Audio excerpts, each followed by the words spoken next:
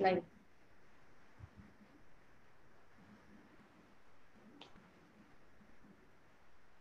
कर सुरुवात. तू करणार आहेस. हरिओम सर्वांना. अनुपम वारीमध्ये सर्वांचं स्वागत. आजचा हा 9वी दिंडी आहे आपली आणि नारद भक्ती सूत्र आज आहे. नारद भक्ती सूत्राचा 8वा भाग आपण ऐकणार आहोत. सुरुवात आपण गुरूंना वंदन करून करूया. गुरुर्ब्रह्मा गुरुर्विष्णू गुरुर्देवो महेश्वरा गुरु साक्षात परब्रह्म तस्मै श्री गुरवे नमः. आज आपण 5 मिनिटं आधी संपवणार आहोत, म्हणजे एक्झॅक्ट 5ला संपवणार आहोत असं म्हणू शकतो आपण. तर तेवढी फक्त सर्वांनी नोंद घ्यावी. आणि विकास गोखलेंना नारद भक्ती सूत्राचं निरूपणाला सुरुवात करायला सांगते. हरिओम.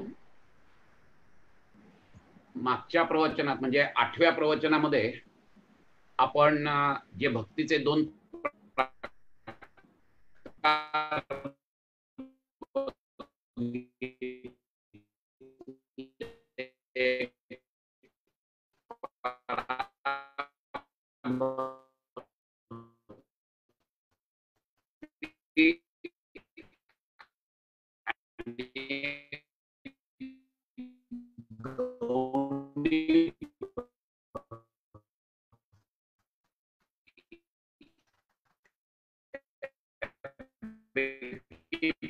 पराभक्तीबद्दलचं सगळं जे वर्णन आहे सूक्ष्मतरम आणि अनुभव रूपम अशी ती असते.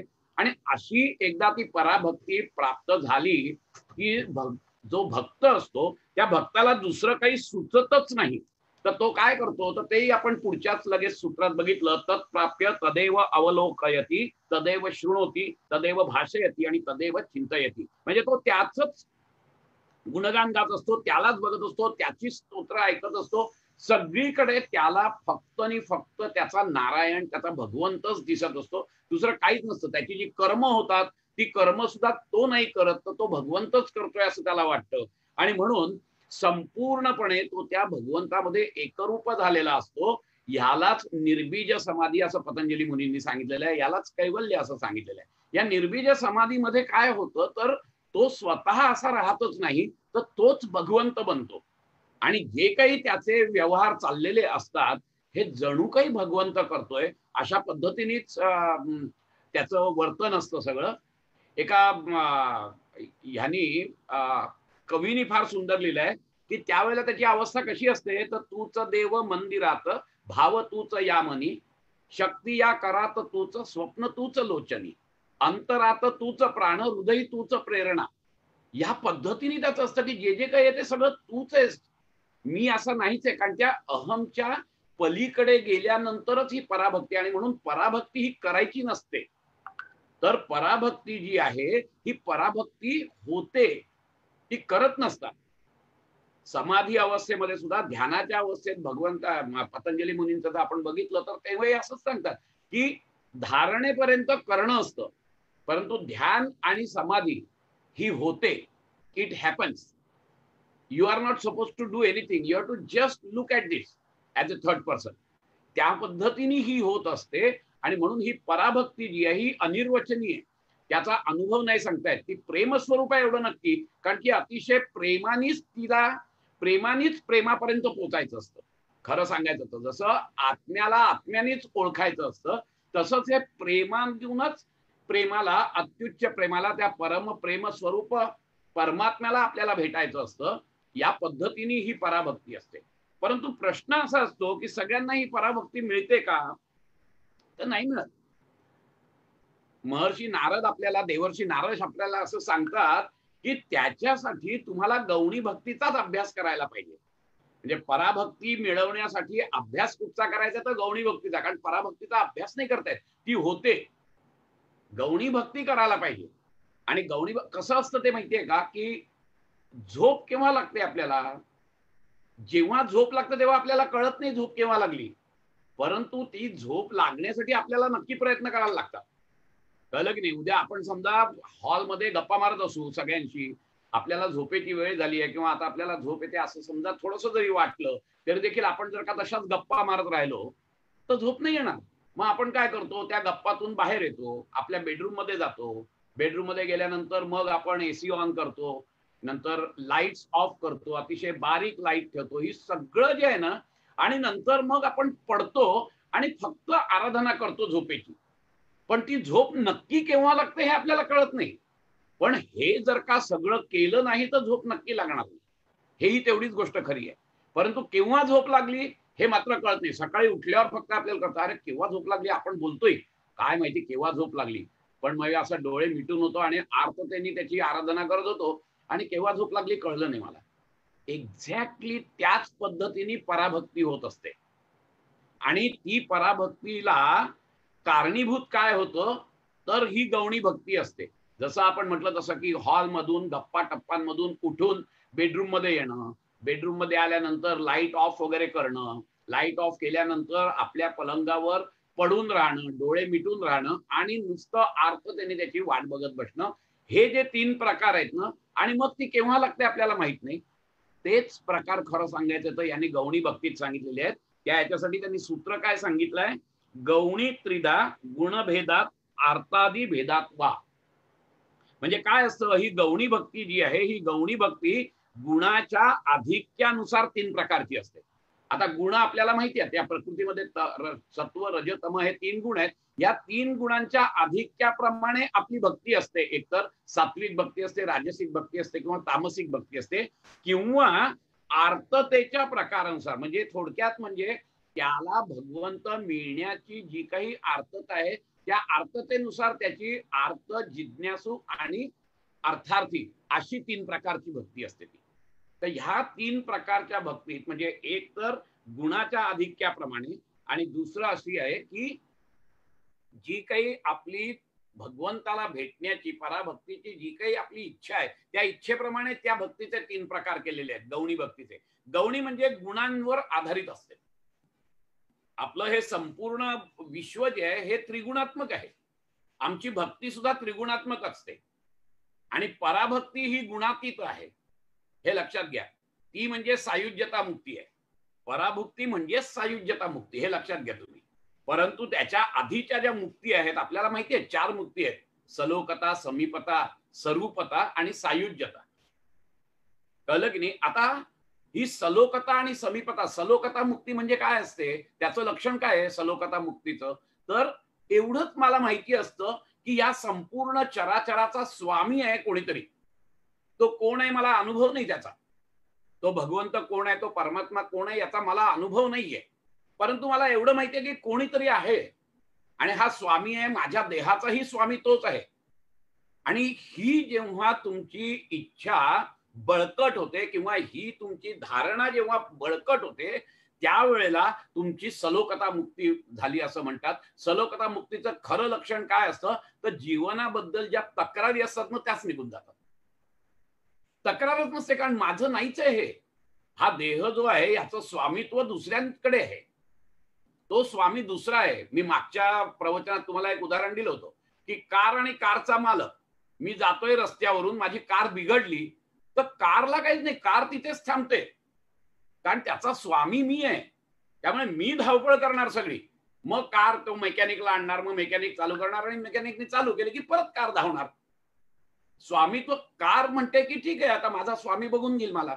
तसंच हे असतं की जेव्हा आपली पक्की धारणा होते की ह्याचा स्वामी सगळ्याचा जो आहे, जो कोणी आहे त्याचा अनुभव नाही मला आलेला, फक्त एक विश्वास आहे तो, आणि हा आढळ विश्वासच कारणीभूत असतो या पहिल्या 2 मुक्तींना, सलोकता आणि समीपता मुक्तींना. हे लक्षात घ्यायचं. ही आढळ श्रद्धा आहे माझी की त्याचा माझा जो स्वामी आहे, या चराचराचा जो स्वामी आहे तो वेगळा आहे आणि तो बघून घेईल. हे जेव्हा माझ्या मनात स्थिर होते ही धारणा, त्यावेळेला माझ्या जीवनाबद्दलच्या सगळ्या तक्रारीच निघून जातात. तक्रारच राहत नाही माझी, कारण मी नाहीच आहे ना, तो स्वामी आहे, तो स्वामी बघून घेईल माझं. आणि त्याच्यानंतरची जी आहे ती समीपता मुक्ती आहे. हळूहळू या सलोकता मुक्तीमध्ये मी जेव्हा पूर्ण स्थिर व्हायला लागतो, त्याच्यानंतर पुढे जाऊन मला ती समीपता मुक्ती येते. म्हणजे काय, की मला मनापासून वाटायला लागतं की तो जो कोणी भगवंत आहे, तो भगवंत माझ्या आजूबाजूला आहे. म्हणजे तो कुठे दुसरीकडे नाहीये, तर माझ्या आजूबाजूला फिरतोय. मी अजून त्याला बघितला नाहीये, मी अजून त्याला अनुभवला नाहीये, पण तरी देखील तो माझ्या आजूबाजूला फिरतोय, ही जाणीव, हीच समीपता आहे. माझ्या समीप आहे तो. ही समीपता मुक्ती आहे.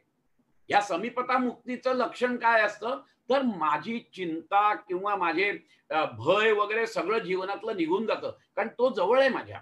ही भावना माझी दृढ, ही धारणा माझी दृढ होते. ही समीपता मुक्तीची हीच मुळी लक्षण आहे, की माझ्यामधलं भय निघून जातं संपूर्णपणे, की तो आहे बाजूला माझ्या. ही एक दृढ श्रद्धा माझी असते.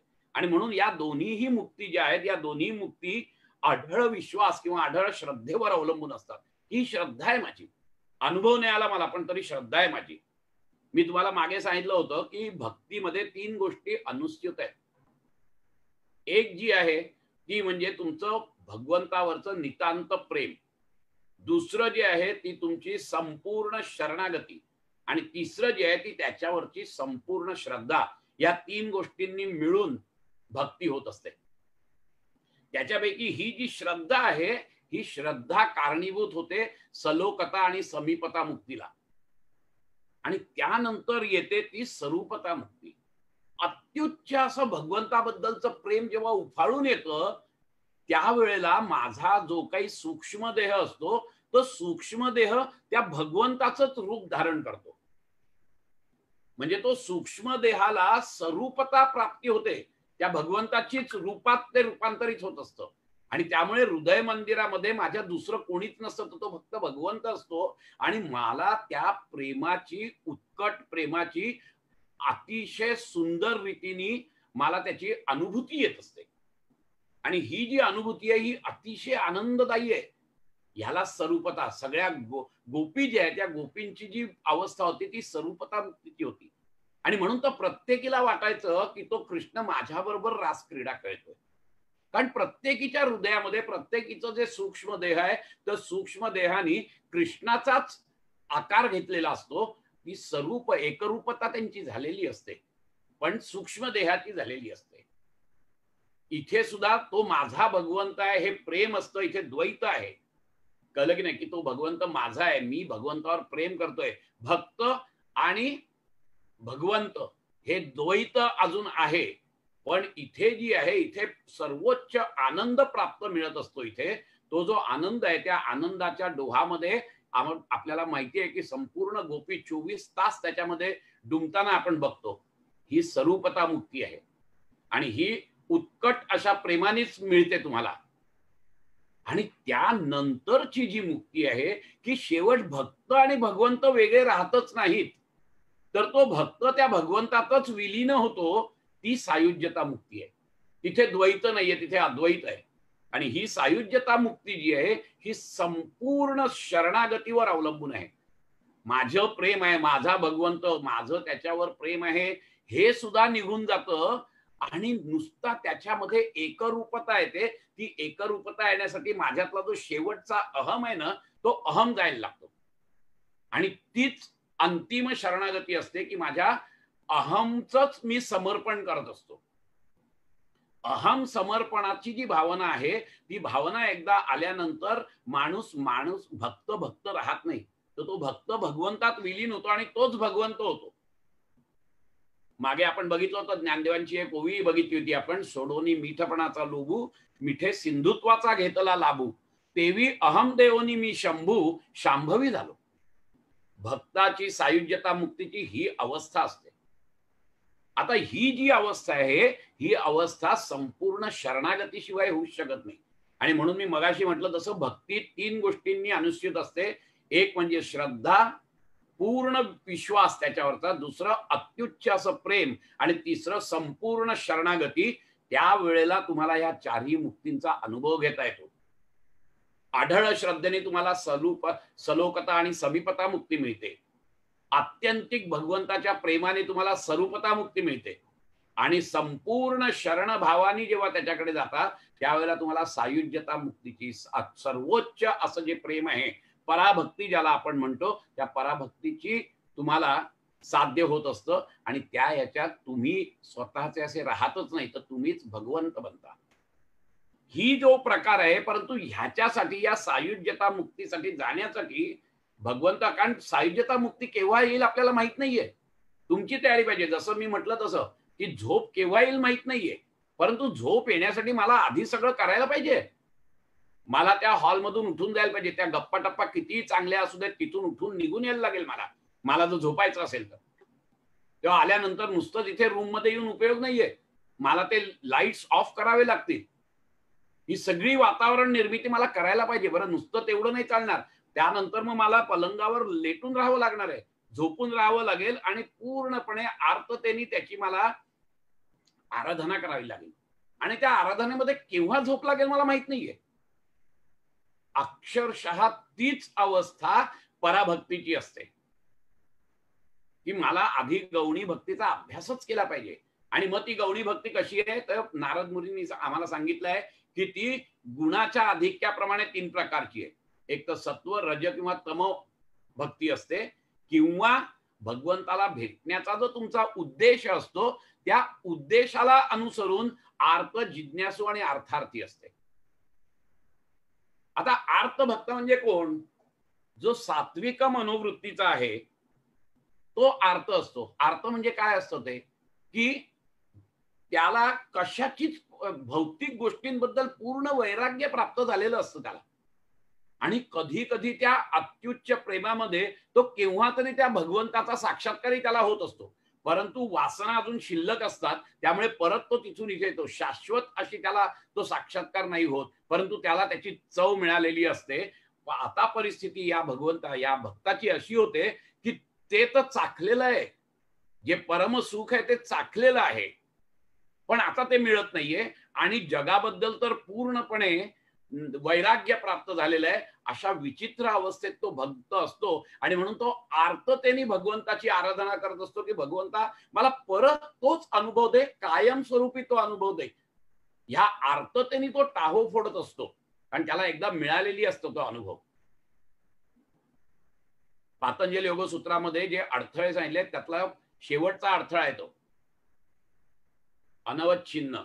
तिथे तो स्टेबल होत नाही या साक्षात्कारामध्ये. परंतु कारण का, की वासना सुद्धा शिल्लक असतात.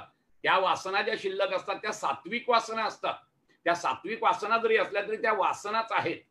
त्या पण जेव्हा मी पूर्णपणे समर्पित करतो त्यावेळेला मी त्या पराभक्तीत जातो. आणि म्हणून साक्षात्कारवादामध्ये, मिस्टिसिझम मध्ये ज्या टप्पे सांगितलेले आहेत ना भगवंताशी एकरूप होण्याचे, त्यातला शेवटून दुसरा जो टप्पा आहे, that is what is called as dark night of the soul.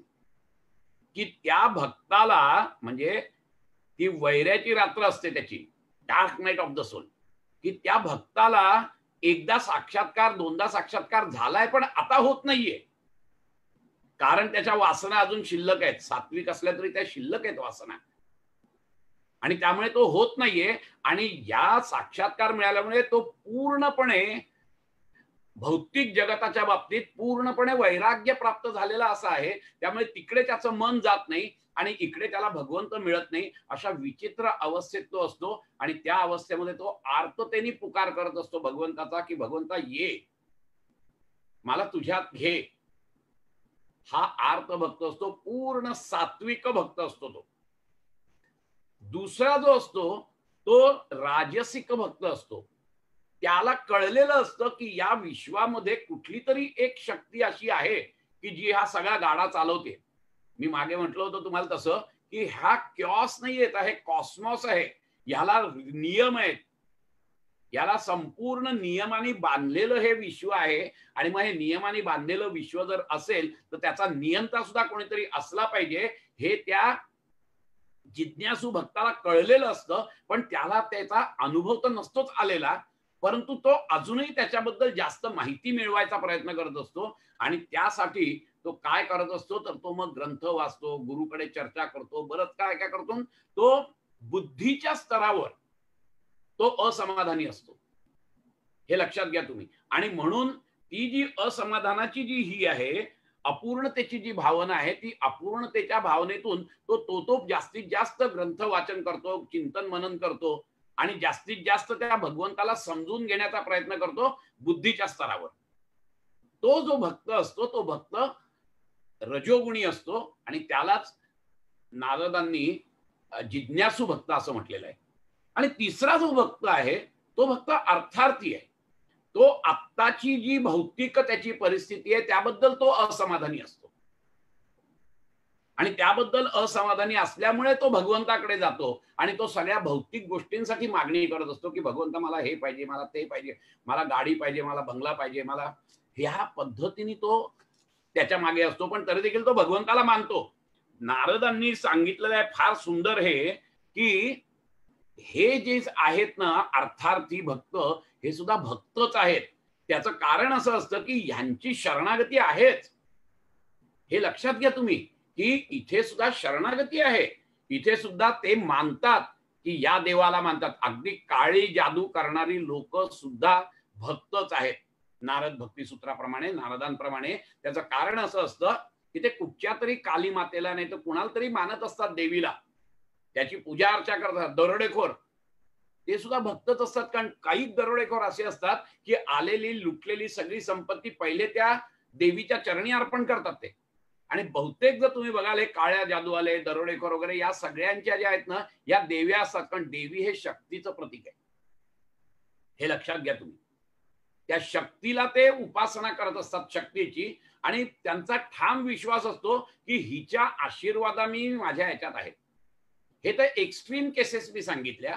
परंतु आपल्या साध्या सामान्य माणसं सुद्धा जी देवळात जातात ती सुद्धा कशासाठी जातात की त्यांना एवढं वाटत असतं की मी देवाजवळ जर का प्रार्थना केली तर मला देव देईल काहीतरी.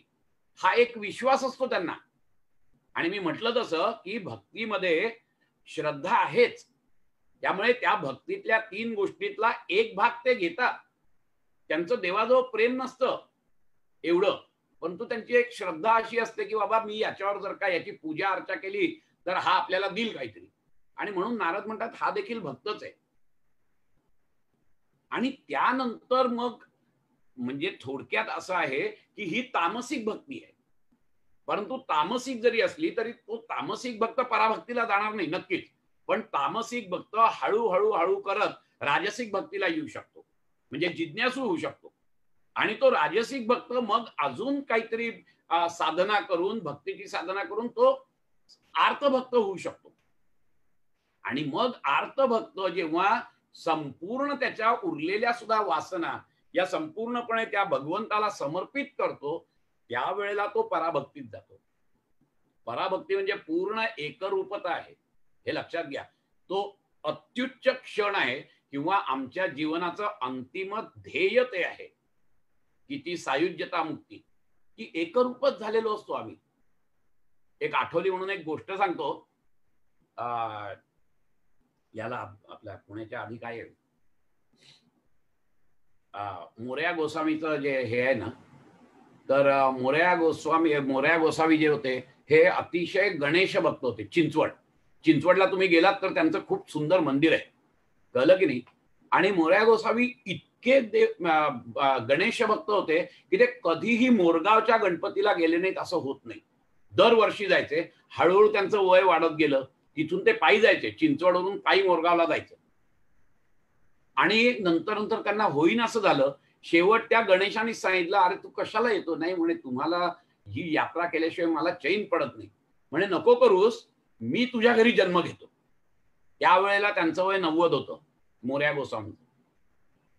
आणि भगवंतानी सांगितलं, मोरया गोसावी म्हणतात की माझं वय आता 90 आहे, म्हणे मी तुझ्याकडे येतो, तिथेच मी राहील आणि मी तुला वर देतो की तुझ्या 7 पिढ्या मी तिथे राहीन म्हणून.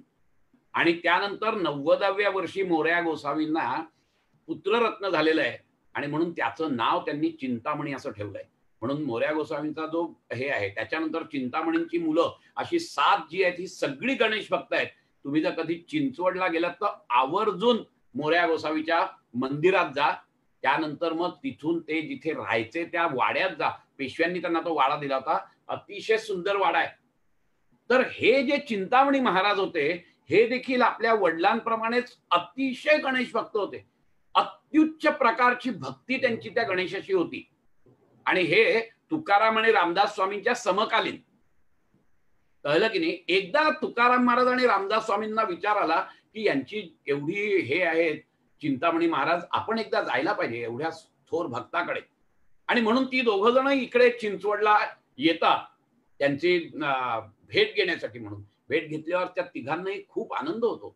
आणि मग चिंतामणी महाराज म्हणतात की आता जेवून जा सगळे तुम्ही, आता जेवायचं करायचंय, जेवायची वेळ झाली, जेवून जा तुम्ही. त्यावेळेला रामदास स्वामी म्हणतात की म्हणे माझ्या जे दैवत आहे त्या दैवतांनी जेवल्याशिवाय मी जेवत नाही, त्यामुळे त्यांना बोलवायला लागेल मला, त्यांचं जेवण झाल्यावर मी जेवीन. तुकाराम महाराज म्हणतात मी पण माझंही तसंच आहे की त्यांचं दैवत जे आहे विठोबा आणि रुक्माणी हे जेवल्याशिवाय मी जेवू शकत नाही. मग चिंतामणी महाराज म्हणतात ठीक आहे, काही हरकत नाही, मग बोलवा त्यांना. म्हणून मग रामदास स्वामी ध्यान लावतात आणि आवाहन करतात आपल्या देवाला, आणि राम आणि सीता येतात. तिथे पाठ मांडलेलं असतं, तिथे बसतात. तसंच तुकाराम महाराज आराधना करतात, विठ्ठल रुक्माणी इथे ते जेव्हा बसतात. आणि नंतर मग हे दोघं पानावर बसल्यानंतर हे म्हणतात की चिंतामणी महाराजांना म्हणतात तुम्ही बोलवा तुमच्या दैवताला, सगळे एकत्र जेवतील आणि मग आपण जेवू. तर चिंतामणी महाराज म्हणतात ठीक आहे. म्हणून ते आत जातात, देवासमोर उभे राहतात, भगवंता जेवायला ये, आणि स्वतःच बाहेर येतात. बाहेर येतात तेव्हा त्यांना सोंड वगैरे लागलेली असते. म्हणजे किती एकरूपता असावी की ते भगवंत आणि भक्त वेगळे नाहीच आहेत. चिंतामणी महाराजांना स्वतःला सोंड लागते, तेच गणपती होऊन येतात. तेव्हा तुकाराम महाराज आणि रामदासांना कळतं की हा किती उच्च प्रतीचा भक्त आहे, की इतकी एकरूपता. ही सायुज्यता मुक्ती आहे. ही सायुज्यता मुक्ती जी आहे ही एकरूपतेमध्ये असते, कायमस्वरूपी ते एकरूप असतात. बाकी लोकव्यवहार चालतो, पण तू त्यांचं संपूर्णपणे ध्यान असतं ते आपल्या भगवंताच एकरूप झालेले असतात. तो भगवंत त्यांचा हा देह चालवत असतो, ते काहीच करत नसतात. जे काही होतं ते भगवंताच्या इच्छेने त्यांच्या जीवनामध्ये होत असतं. नंतर ते नाही काही करत, सगळी कर्म थांबलेली असतात. जी कर्म होतात ती भगवंत करून घेतो, कारण ते प्रारब्ध अजून ह्याचं शिल्लक असतं देहाचं, तिथपर्यंत तो भगवंत ते चालवतो आणि तिशीच कार्य करतात. त्यालाच धर्ममेघ समाधी पतंजली मुनींनी म्हटलंय की धर्मच बरसतो. जे काही करेल त्याच्यातून धर्मच बरसत असतो, दुसरं काही घडूच शकत नाही. ती धर्ममेघ समाधीच असतात, ज्याला जीवनमुक्त असं म्हणतात. आणि अशा पद्धतीने ती पराभक्ती मिळवण्यासाठी आपल्याला या भक्तीचा हा अभ्यास केलेलाच पाहिजे. आता ही जी भक्ती आहे ही त्रिगुणात्मक आहे, कारण आम्ही या त्रिगुणांच्या याच्यात राहतोय. आणि या त्रिगुणांमुळेच आमच्या आतमध्ये ज्या वासना असतात त्या वासनेमध्ये पण कुठलं गुणाचं प्रारब्ध आहे, माझ्या वासना कुठच्या आहेत, सात्विक आहेत, राजसिक आहेत का तामसिक आहेत, त्या ह्याच्याप्रमाणे मला भक्ती सुचते. समजा माझ्या वासना आतमध्ये, माझ्या चित्तावर जे संस्कार आहेत, माझ्या चित्ताच्या ज्या वासना आहेत, त्या वासना जर का तामसिक असतील तर माझ्यामध्ये भक्तिभाव जो निर्माण होईल तो तामसिकच होणार आहे, तो अर्थार्थीच असणार आहे. मी भौतिक गोष्टींसाठीच भगवंताला जाणार आहे, भगवंताकडे जाणार आहे आणि त्याला मागणार आहे, भौतिक गोष्टी मागणार आहे मी. परंतु माझ्या वासना ज्या आहेत त्या समजा राजसिक असतील, राजसिक अवस्था जास्त जर का त्याच्यात गुणाधिक्य असेल तर मला जिज्ञासू भक्त होतो मी, माझी सगळी कृत्य त्याप्रमाणे होतात. मग मला भगवंताबद्दल काहीतरी अजून विचार करावासा वाटतो, त्याची जास्तीत जास्त माहिती घ्यावीशी वाटते. मग ती कशात आहे, मग ते ग्रंथ वाचतो, तो गुरूंकडे जातो, गुरूंशी बोलतो, कधी कधी तो साधना पण करतो आणि त्याचं जे फळ मिळतं ते त्या शास्त्रामध्ये जे सांगितलंय त्या शास्त्राशी उलगडून बघण्याचा प्रयत्न करतो. पूर्णपणे इंटेलेक्च्युअल लेवलवर, बौद्धिक स्तरावर तो असमाधानी असतो. परंतु माझ्या आतमध्ये ज्या वासना आहेत त्या समजा सात्विक वासना असतील, त्या सात्विक वासनेचं समजा अधिक्य जास्त असेल तर माझी भक्ती जी असते ती भक्ती सत्व गुणांनी युक्त असते आणि त्यामुळे मी सात्विक भक्त म्हणून मिळतो आणि माझी साधनाही सात्विक होते. आणि त्या सात्विक साधनेत मी जसजसा वर जातो तेव्हा कधीतरी मला एकदा भगवंताचं दर्शन होतं आणि त्या भगवंताचं दर्शन झाल्यानंतर मी परत मागे फिरतो, कारण माझ्या वासना शिल्लक असतात.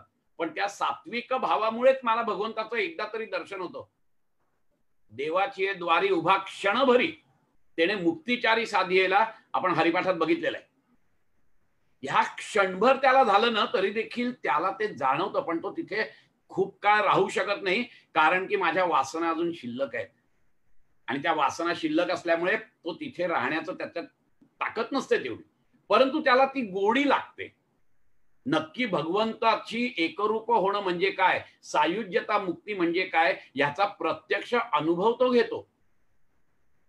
आणि म्हणून नंतर तो 24 तास त्या भगवंताशीच अनुसंधान साधून असतो. आणि हीच अवस्था गोपींची झालेली असते. आणि म्हणून गोपी सदा सर्व काळ आपण बघतो तर त्यांचं संपूर्ण हृदय मंदिरामध्ये फक्त आणि फक्त कृष्ण होता, बाकी कोणीही नव्हतं. सदोदित त्याचाच विचार, त्याचंच मनन, त्याचंच चिंतन, दुसरं काही त्यांना दिसायचंच नाही. आरशामध्ये जरी बघितलं तरी देखील त्यांना कृष्ण दिसायचा. अशी अवस्था गोपींची झालेली होती. आणि अशा त्या प्रेमामध्ये धुंद झालेल्या गोपी कधीतरी त्यांची ध्यान समाधी लागायची आणि त्यांना प्रत्यक्ष साक्षात्कार व्हायचा की अरे तो कृष्ण आणि मी एकच आहे. आणि तो जो अनुभव आहे त्या अनुभवाने त्यांचं ते जे प्रेम आहे भगवंताबद्दलचं ते अजूनच परत आल्यानंतर उफाळून यायचं. अशा पद्धतीने ही पराभक्ती जरी असली तरी देखील त्याच्यासाठी तयारी जी करायची असते ती तयारी म्हणजे ही आहे. मी तुम्हाला मगाशी म्हटलं तसं की कसं करायचंय की आम्ही समजा निद्रा आम्हाला पाहिजे असेल, आम्हाला झोपायचं असेल तर झोप केव्हा लागेल हे कळणार नाही तुम्हाला. पण त्याच्यासाठी तुम्हाला आधी हॉलमध्ये ज्या काही गप्पा टप्प्या फालतू गोष्टी चाललेल्या असतात, सगळे आपण नातेवाईक 10 नंतर, रात्री 10 नंतर काही कारण नसताना 1-1 पर्यंत जागतात लोक.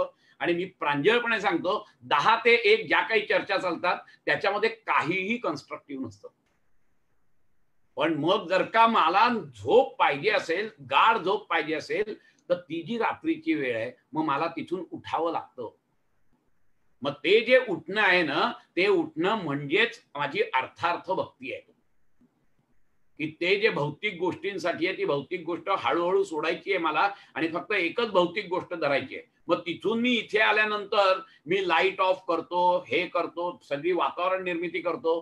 ती जी आहे ना ती म्हणजे जिज्ञासू भक्त झालेलो असतो मी.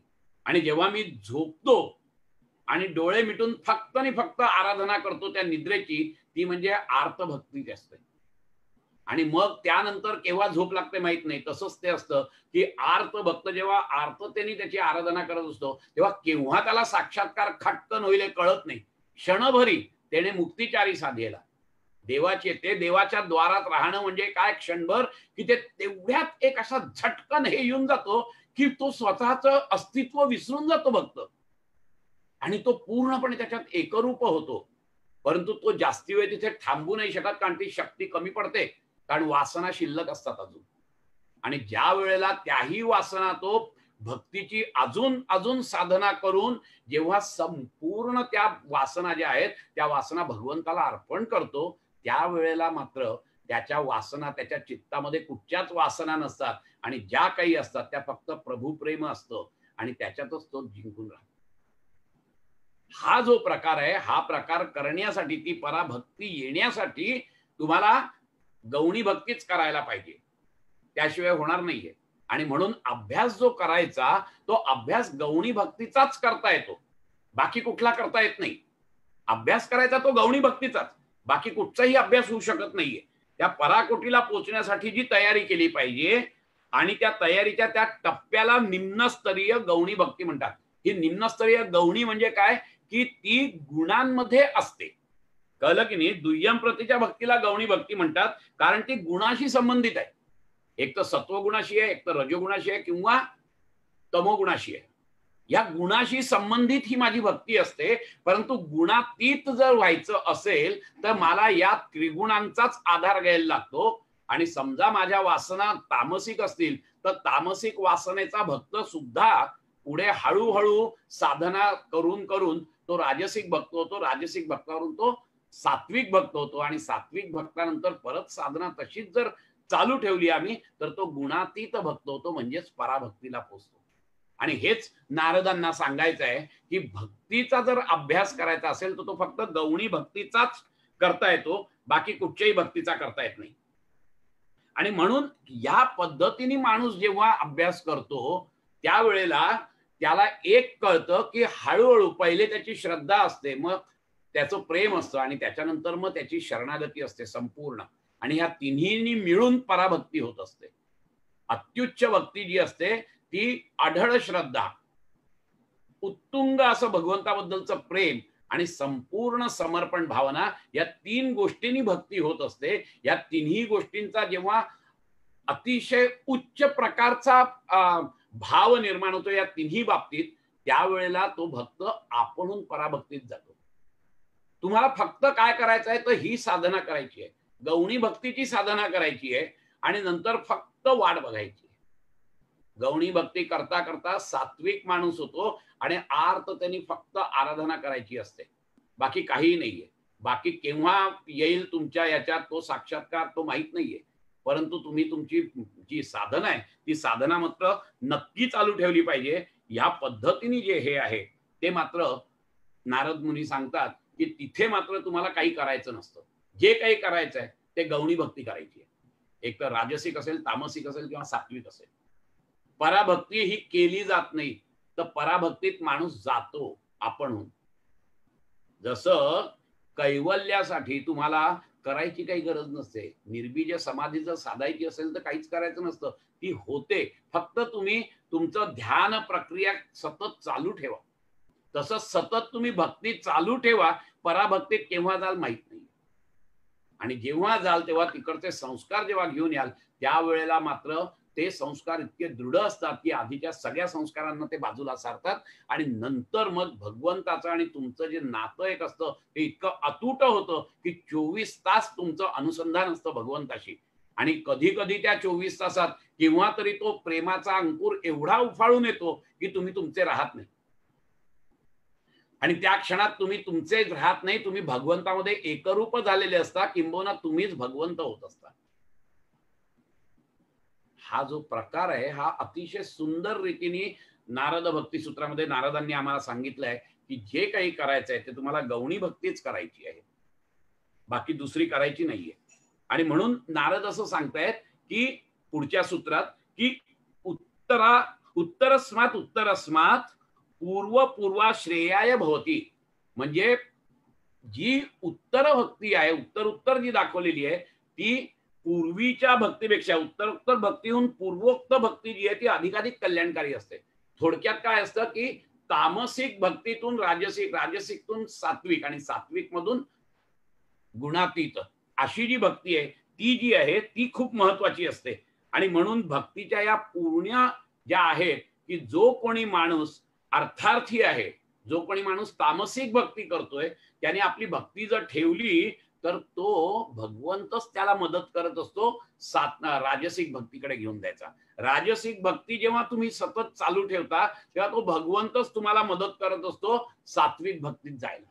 आणि सात्विक भक्तीची जेव्हा तुम्ही आराधना करत असता, जेव्हा उपासना करत असता तेव्हा तो भगवंतच कधीतरी तुम्हाला गुणातीत होतो आणि तुमच्यामध्ये प्रकट होतो.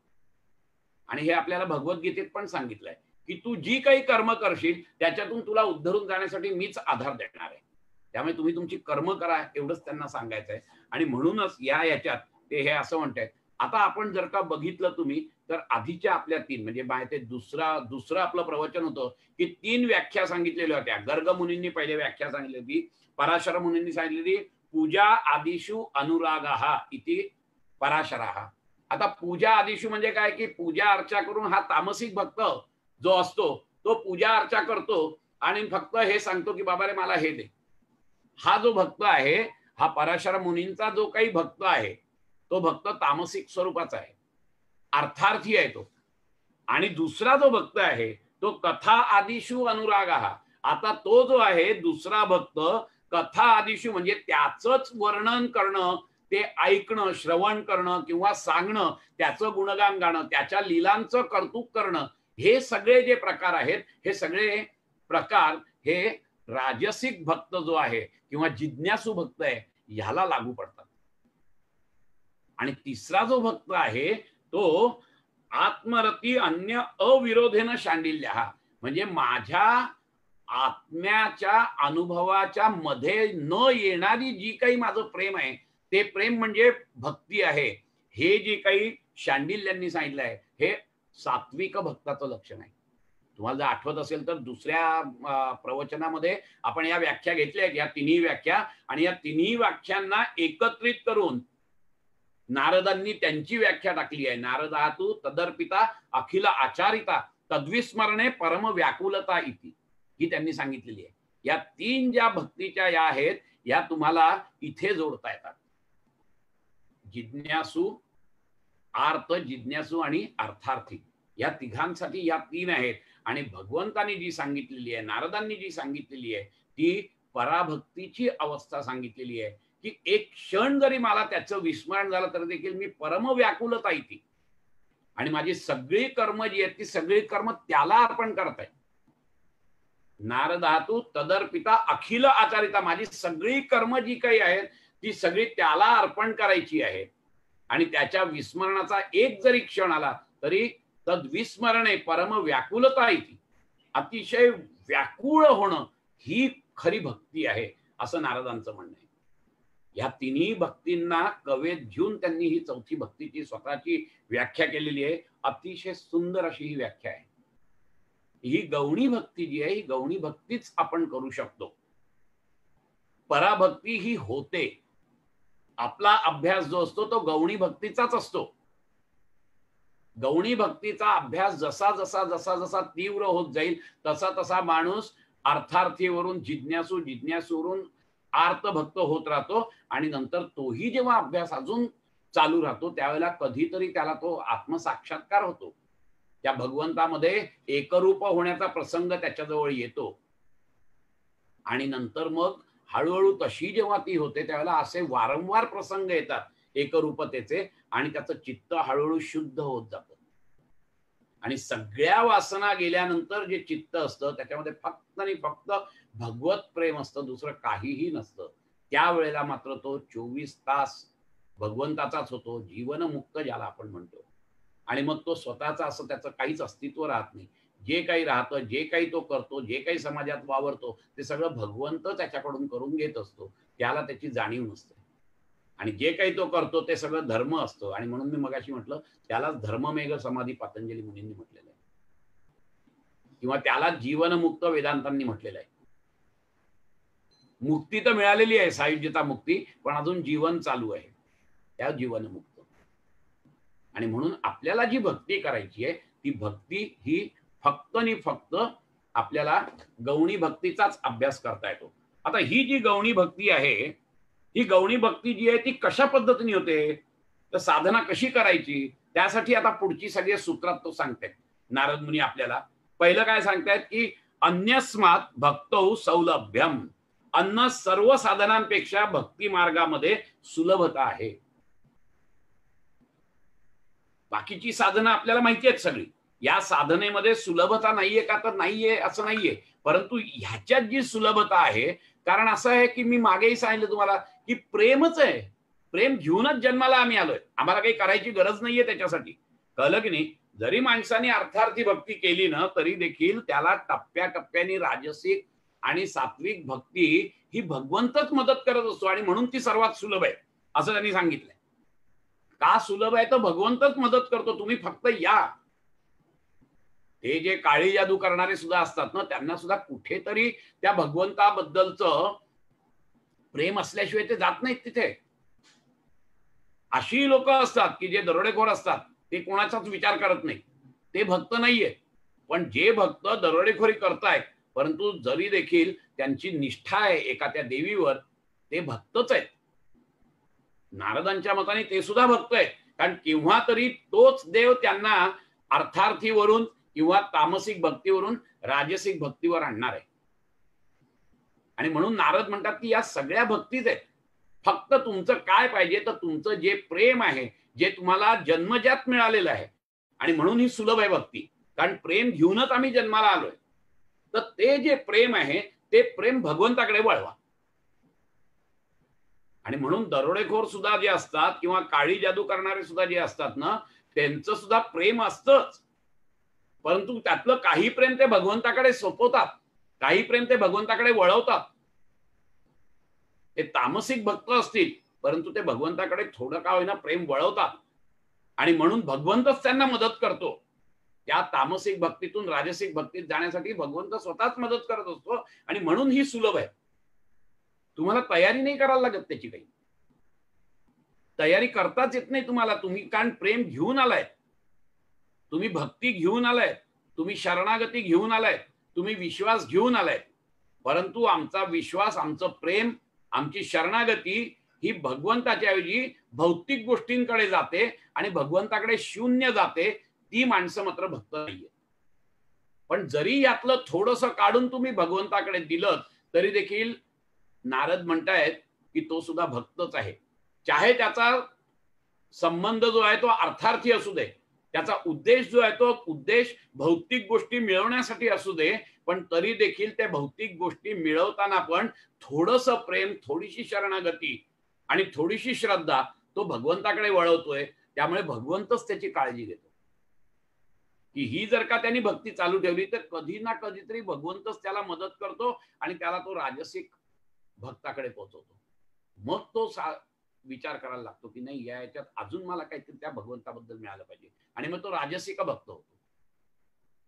हा महत्वाचा मुद्दा इथे लक्षात घ्यायला पाहिजे की का भक्ती ही आहे. सर्व मार्गांमध्ये भक्ती मार्ग सुलभ का आहे, तर पहिली गोष्ट ही आहे की तो भगवंतच तुम्हाला मदत करतो. फक्त तुम्ही भक्तीची पहिल्या पायरीवर पाय ठेवा. आता काही करंटे असतात असे की जे त्या पहिल्या पायरीवर पण पाय ठेवायला तयार नसतात. मीच माझा, मला कोणी नाहीये, मी माझं बघून घेईन, मी माझ्या जीवनाचा शिल्पकार आहे, असं म्हणणारी लोक आहेत. त्यांच्याबद्दल नारद बोलत नाही.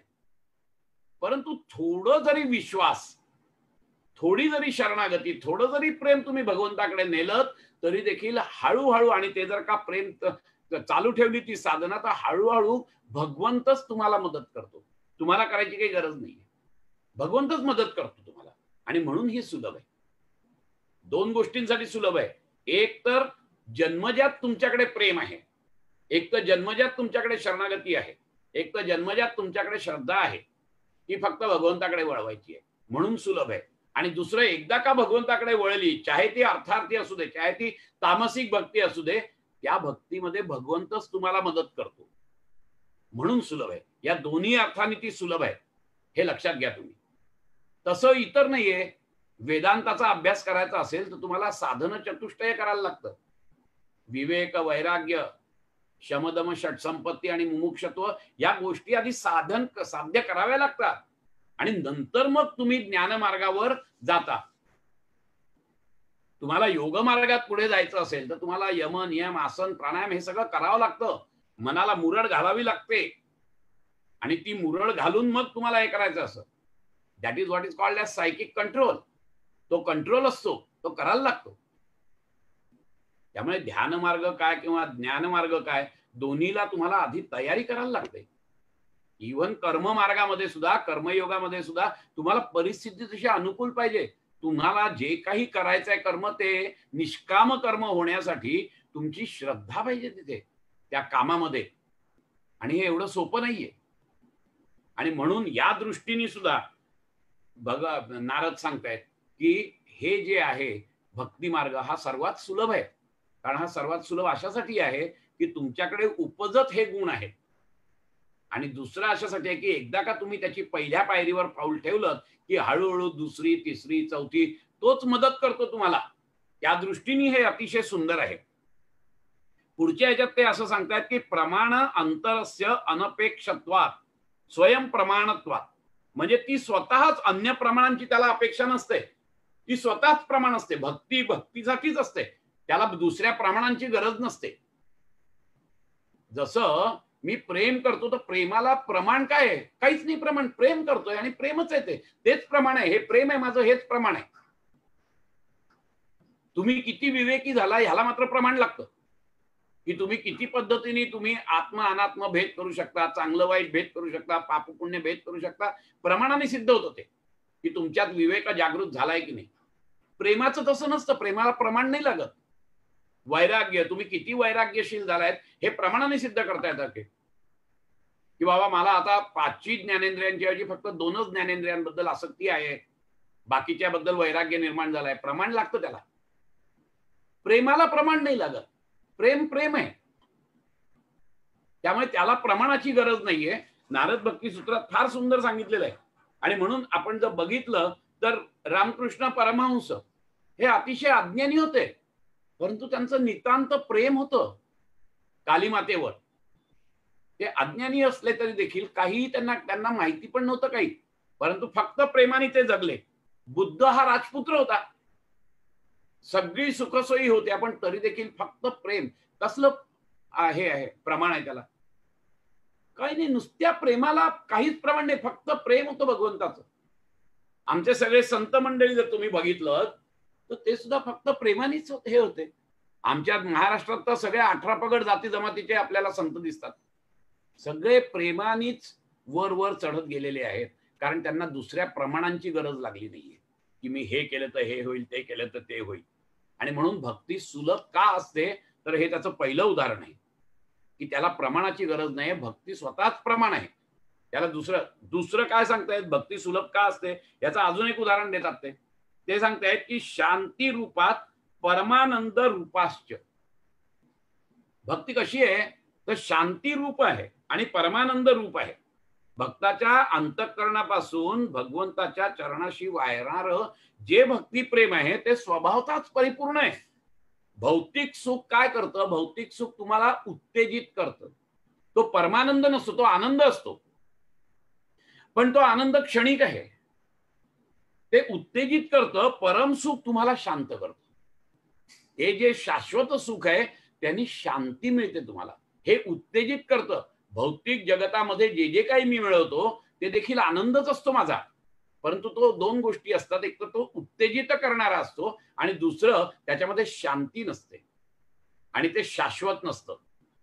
परंतु हे जे आहे परमानंद, हा परमानंद जेव्हा एकदा मिळतो त्यावेळेला ते शांती प्रसते, ते उत्तेजित नाही करत, तो उलट आहे, शांत रूपात मी जातो. कारण की या शांतीतूनच, ह्याच्यातूनच सगळं विश्व निर्माण झालंय.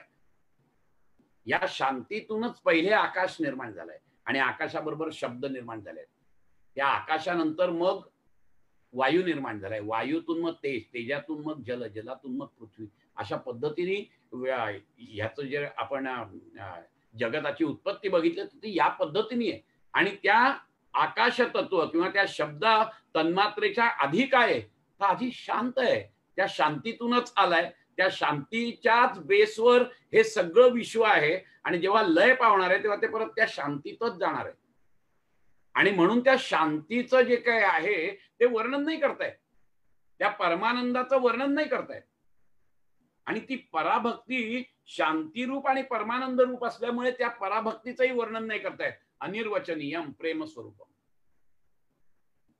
आपण पहिल्या ह्याच्यात बघितलं. पण म्हणजे त्यांना ते मिळालं नाही का, तर नारद म्हणतात तसं नाहीये, मिळतंय त्यांना ते प्रेम.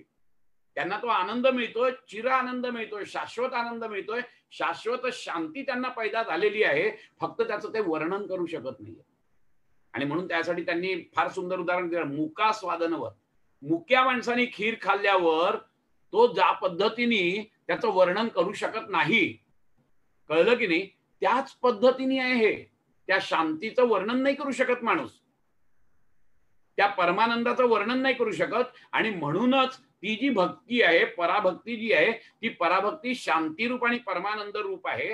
ह्या पद्धतीने त्यांनी सांगितलेलं आहे की हे जे आहे हे भौतिक आहे. शांतीमध्ये सत्यतत्वाचं दर्शन होतं, परंतु त्याच्यात पुढे जात नाहीत. आमच्या त्रिगुणात्मक जी भक्ती आहे की ज्याची आम्ही साधना करतो ती निर्वचनीय नाहीये, ती अनिर्वचनीय नाही. तिचं निर्वचन करता येतं की मी कशा पद्धतीने भक्ती केली. परंतु जेव्हा पराभक्तीत जातो माणूस त्यावेळेला साधना करावी नाही लागत, ती होते. आणि एकदा का ती झाली की त्याच्यानंतर मात्र त्याचं वर्णन नाही, ते निर्वचनीय असते. ती त्याचं निर्वचन करता येत नाही, अनिर्वचनीय आहे ती. त्याचं निर्वचन करायला गेलं की ते शब्दात आलं की परत ती गौणी भक्तीत होतं ते, आणि काहीतरी वेगळंच येतो. तो जो अनुभव आहे तो अनुभव शब्दात मांडताच येत नाही, कारण शब्द हे या त्रिगुणाच्या याच्यात, शब्द हे विश्वाच्या याच्यात त्रिगुणात्मक आहे. कारण शब्दाला आधार कसला आहे तर आकाशाचा आहे, कळलं की नाही. आणि आकाश हे अभिव्यक्ती आहे ह्याची. त्यामुळे इव्होल्युशन थेअरीमध्ये आकाश आहेच, ते त्रिगुणात्मकच आहे. त्याचा शब्द हा त्याचा आधार आहे. आणि मग शब्दात मांडायला गेलात की तुम्ही परत त्रिगुणात आलात, मग ते त्याचं पूर्ण वर्णन नाही करतायत, त्या शांतीचं वर्णन नाही करतायत. या पद्धतीने त्यांनी सांगितलंय की ती जी भक्ती पराभक्ती आहे ती जी आहे ती शांती रूपात आणि परमानंद रूपात आहे. या पद्धतीने आहे. आज आपण इथे थांबूया, कारण की 5 मिनिटं आधी थांबवायचं आहे असं मला सांगितलंय. आणि तिकडे मंजिरी आता दुसऱ्या याच्यावर मला दिसते आता, तिचे डोळे हळूहळू मोठे होत चाललेले आहेत. त्यामुळे आपण आज इथे थांबूया आणि पुढच्या मंगळवारी आपण परत हेच पुढे चालू ठेवूया. आणि बहुतेक पुढच्या मंगळवारी आपलं शेवटचं प्रवचन असेल नारद भक्ती सूत्रावरती. हरिओम. नारद भक्ती सूत्रावरचं जरी पुढल्या वेळेला शेवटचं प्रवचन असलं तरी विकास गोखलेंनी प्रॉमिस केलाय की ते पुढेही प्रवचन दर मंगळवारी घेणार आहेत असं. त्यामुळे आपल्याला त्यांच्या प्रवचनांचा लाभ मिळणार आहे सर्वांना. आणि बहुतेक अजून विषय नक्की ठरला नसला तरी बहुतेक अथर्वशीर्ष हा विषय घेऊन पुढे करणार आहेत. मी नाही करणार आहे, करत विकास गोखले करणार. तर त्याचा आपण लाभ घेऊया. आणि शिवाय आता पुढल्या गुरुवारी आपण भेटणार. पुढल्या गुरुवारी अनुपम भक्ती मंडळाच्या बायका असतील आणि मी असेन. मी थोडीशी हा प्लॅटफॉर्म घेऊन थोडस, आपण आता बघितलं ना त्या तीन लेव्हलच्या भक्ती असतात, तसं 3 लेव्हलचे वक्ते पण असतात. तर आम्ही अजून खूप तमस लेव्हलचे वक्ते आहोत. ते तमस मधून थोडस अर्थार्थी मधून काय पुढची लेव्हल कुठली त्या लेव्हलला जायचा, जिज्ञासू लेव्हलला जायचा प्रयत्न करतोय आम्ही. तर हा प्लॅटफॉर्म आम्ही घेतलेला आहे. तर असा आम्ही अनुपम भक्ती मंडळाच्या बायका आणि नक्की जाऊ याची खात्री आहे की कारण भगवंताने आपल्याला हा प्लॅटफॉर्म दिलेला आहे आणि त्यामुळे त्याचा उपयोग आपण करतोय म्हटल्यावर तो आपल्यावर प्रसन्न होणारच आणि आपण निश्चितच प्रगती करू त्याच्यात. तर आपण ज्या ज्या ठिकाणी म्हणून आजची दिंडी संपूयात, आजची वारी थांबूयात आणि पुढल्या गुरुवारी भेटूयात.